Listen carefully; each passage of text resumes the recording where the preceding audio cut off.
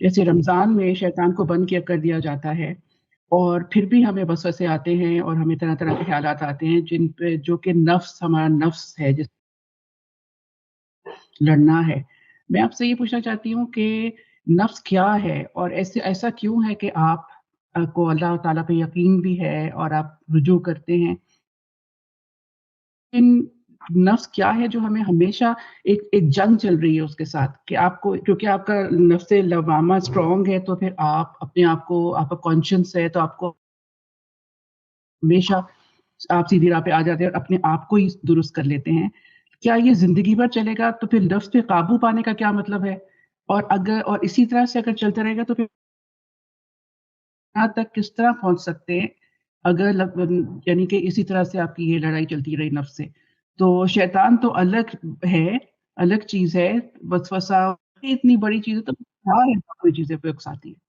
Thank you. نفس کے بارے میں جو کچھ بھی ہماری معلومات ہیں وہ اللہ کی دی ہوئی ہیں، یا پھر ہم اس کے احوال کا مشاہدہ کرتے ہیں۔ اور ہم جب اپنے نفس کا جائزہ لیتے ہیں، صاف معلوم ہوتا ہے کہ اس میں دونوں طرح کے میلانات ہیں۔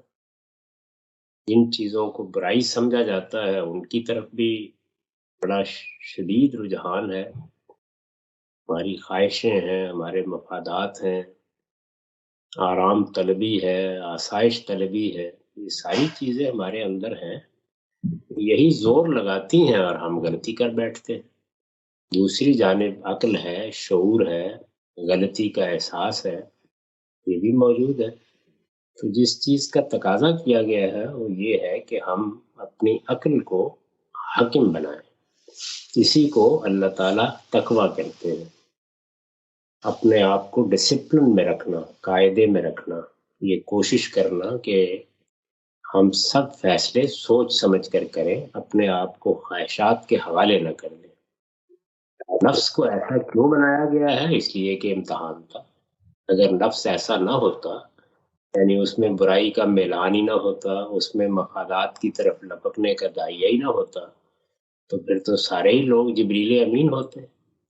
امتحان برپا کرنے کے لیے نفس میں دونوں رجحان رکھے گئے، اس کو قرآن نے بیان کیا ہے، وَنَفْسٍ وَمَا سَوَّاهَا فَأَلْهَمَهَا فُجُورَهَا وَتَقْوَاهَا۔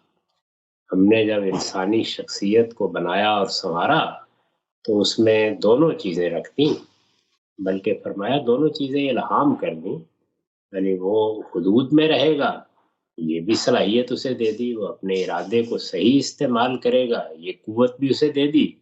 اس کو فَأَلْهَمَهَا فُجُورَهَا وَتَقْوَاهَا دو لفظوں میں بیان کر دیا ہے کہ چاہے تو اپنے آپ کو قاعدے میں رکھے اور چاہے تو حدود کو لانگ جائے، دونوں چیزیں رکھ کے ہمیں امتحان میں ڈالا گیا ہے۔ اسی کو ارادہ اور اختیار کہتے ہیں۔ ارادے اور اختیار کا صحیح استعمال کرتے ہیں تو تقویٰ پیدا ہوتا ہے، غلط استعمال کرتے ہیں تو فجور پیدا ہوتا ہے، نافرمانی ہوتی ہے، فسق ہوتا ہے۔ تو یہ ہمارے نفس کی تحلیل ہے، یہ تو ہم خود مشاہدہ کرتے ہیں، اس میں کسی سے پوچھنے جانے کی ضرورت ہی نہیں۔ میں یہ پوچھنا چاہ رہی ہوں کہ دیکھیں، یہ تو آپ ٹھیک کہہ رہے ہیں، آپ ایکشنز کی بات کر رہے ہیں، لیکن کوئی بھی بات جیسے رمضان میں بھی آپ کے دماغ میں اچھا خیال آئے تو فوراً آتا ہے نہیں نہیں یہ نہیں کرو، کسی کو مدد کرنا چاہے تو نہیں چھوڑو، یا کسی کے لیے برا خیال، ایکشن نہیں، صرف تھاٹس جو آ جاتے ہیں، وہ تھاٹس کہاں سے آتے ہیں جبکہ شیطان ہے ہی نہیں، اور آپ کہتے ہیں نہیں نہیں یہ چیز بچا لو، نہیں نہیں اس کو نہیں دو، نہیں ہو تو ایسا، یا گمان کسی کے لیے، یہ کہاں سے پیدا کہاں سے ہوتا ہے؟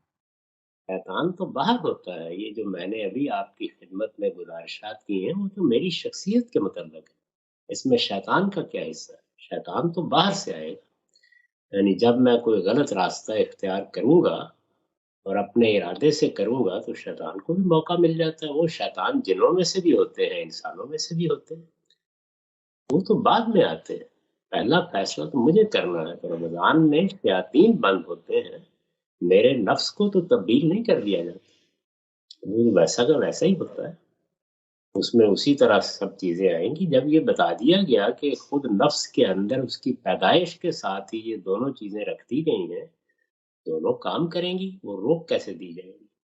یہ بات تو کبھی کسی نے نہیں کہی کہ نفس انسانی کے اندر سے وہ چیز ہی ختم کر دی جاتی۔ شیطان باہر کی قوتیں ہیں، باہر کی قوتیں انسانی بھی ہو سکتی ہیں، جناتی بھی ہو سکتی ہیں، اور بلکہ اس سے آگے بڑھ کر جب ہم نیکی اور خیر کا راستہ اختیار کرتے ہیں تو فرشتوں کی مدد بھی حاصل ہوتی ہے۔ خیر کی قوتیں بھی باہر سے مدد کرتی ہیں اور شر کی قوتیں بھی اپنا کام کرتی ہیں۔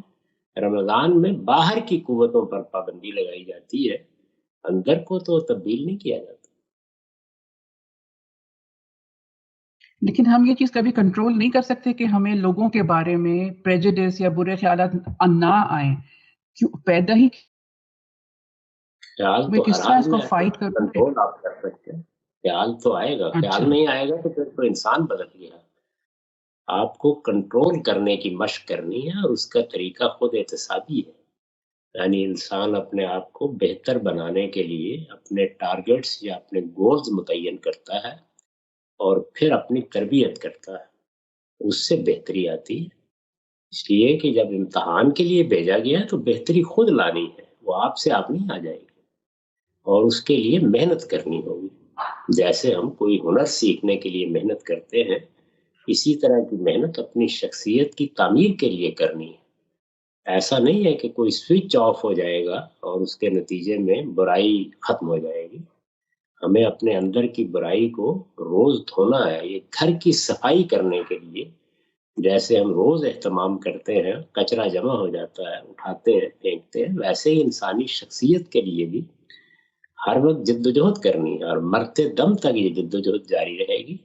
اگر انسان صحیح طریقے سے اپنی تربیت کرے تو اس میں کامیابی ہونی شروع ہو جاتی ہے اور جدوجہد ذرا کم پڑتی ہے، لیکن یہ کہ کرنا پڑتی ہے اور آخر تک کرنا پڑتا ہے۔ جاوید رامجی صاحب، اگر جب سے مطمئنہ تک کوئی پہنچ جائے تو پھر اس طرح کی باتیں دماغ میں نہیں آتی، یا وہ تب بھی چلتا رہتا ہے؟ نفس مطمئنہ تک موت کے وقت پہنچتا ہے آدمی، اس سے پہلے نہیں پہنچ سکتا۔